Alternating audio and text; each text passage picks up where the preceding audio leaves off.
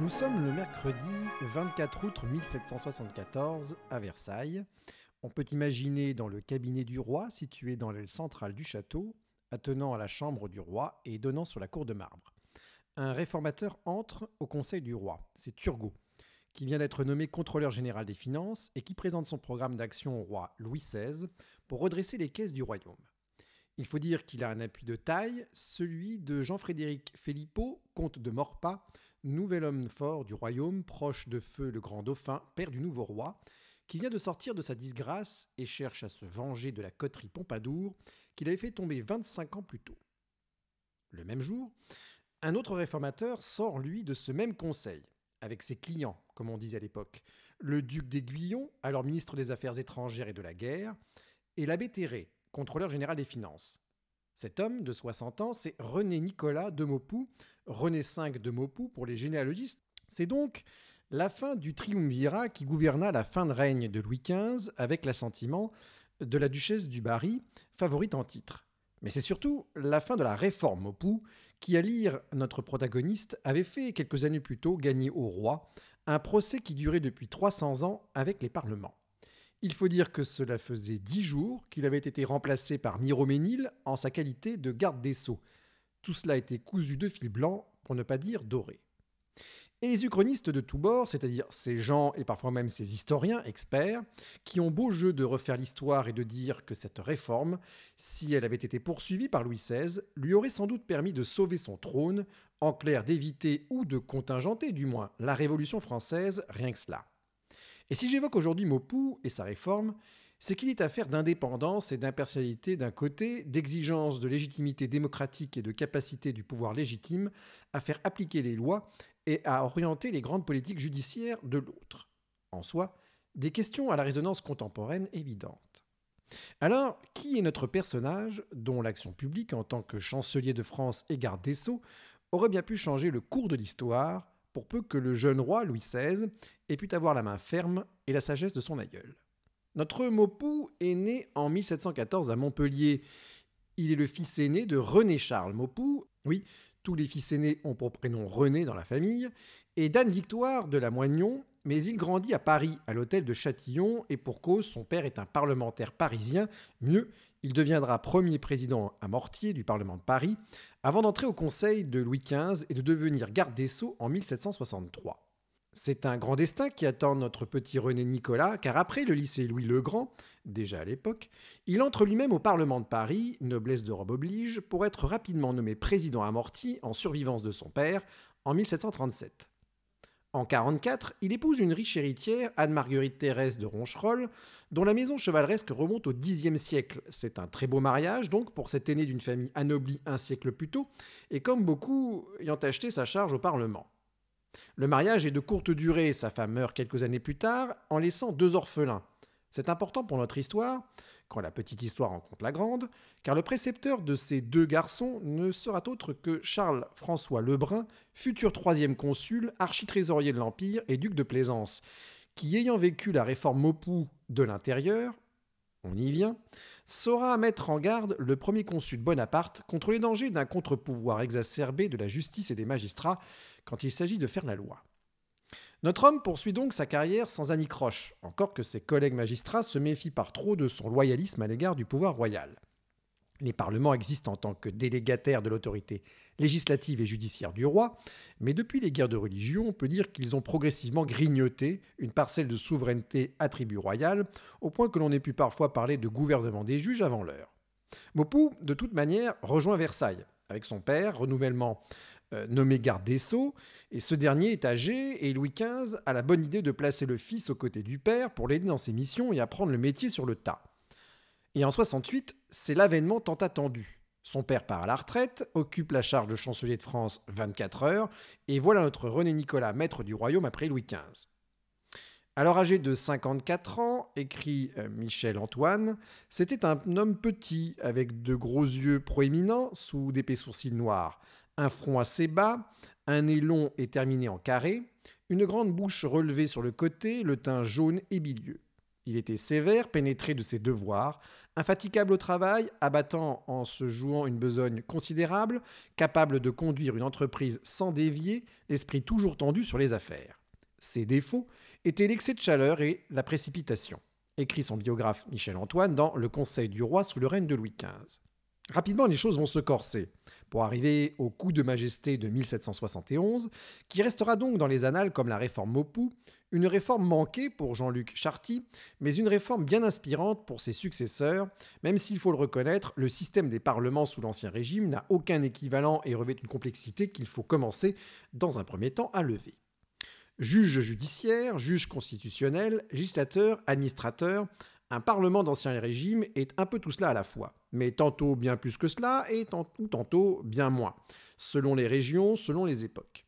Le premier d'entre eux est donc celui de Paris, qui à l'origine, au milieu du XIIIe siècle, n'était rien d'autre qu'une formation interne de la cour du roi, chargée de l'assister et bientôt de le remplacer dans l'exercice de la justice. Et si l'on poursuit avec Alexandre de Roche, peu à peu, il ne fera que s'institutionnaliser et se consolider.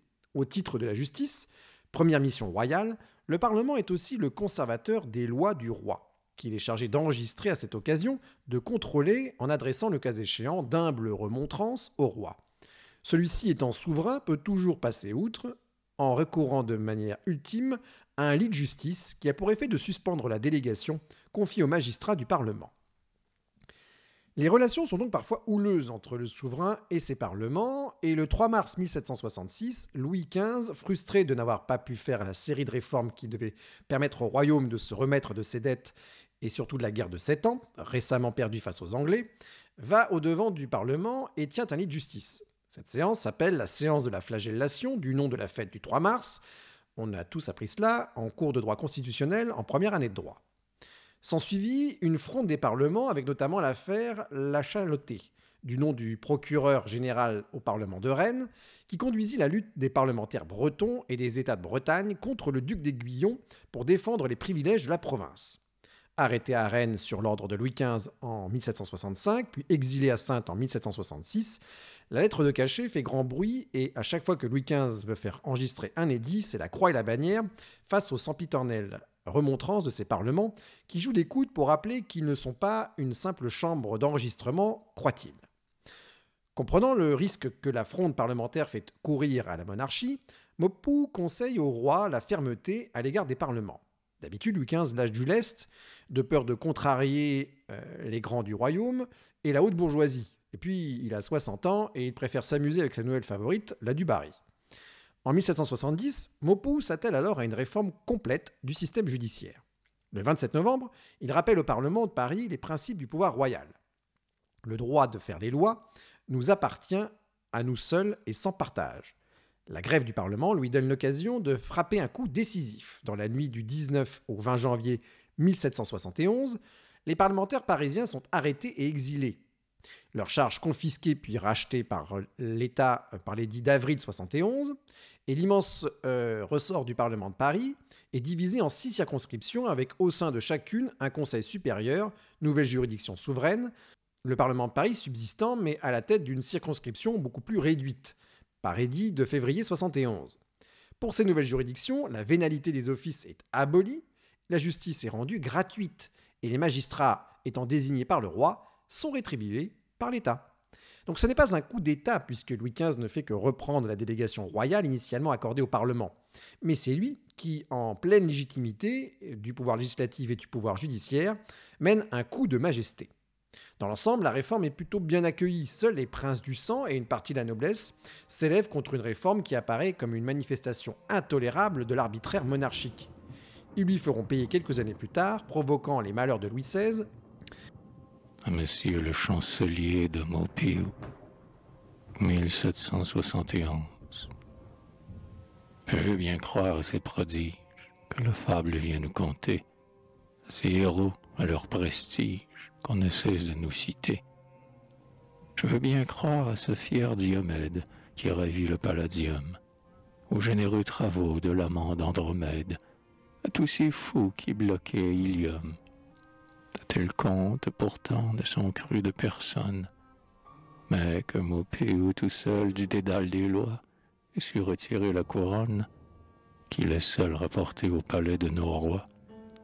Voilà ce que je sais. Voilà ce qui m'étonne. J'avoue avec l'Antiquité que ces héros sont admirables. Mais par malheur, ce sont des fables. Et c'est ici la vérité.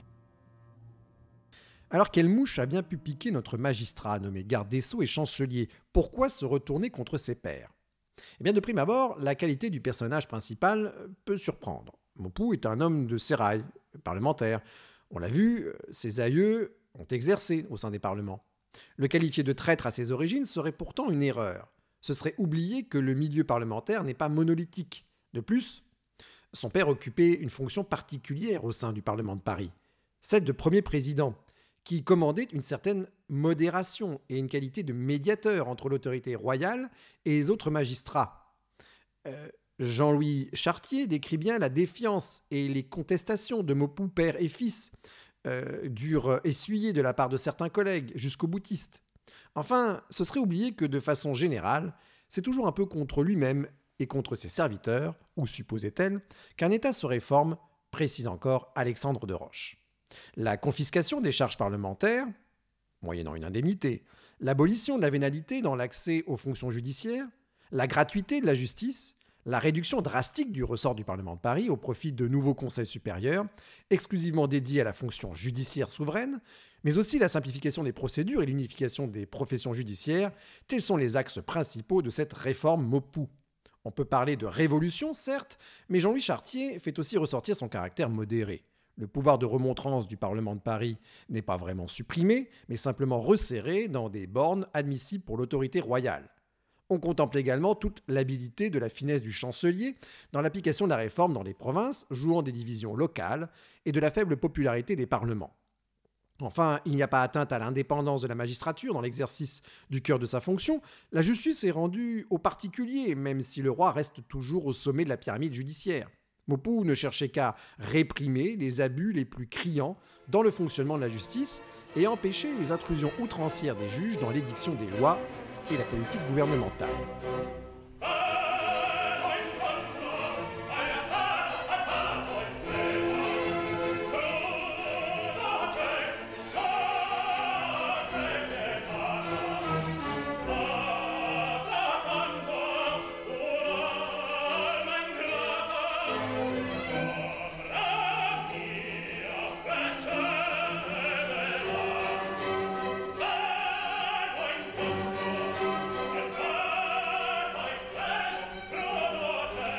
Aussi, le génie de Maupeou aura été de déceler les vraies raisons de l'impuissance royale et de s'y atteler.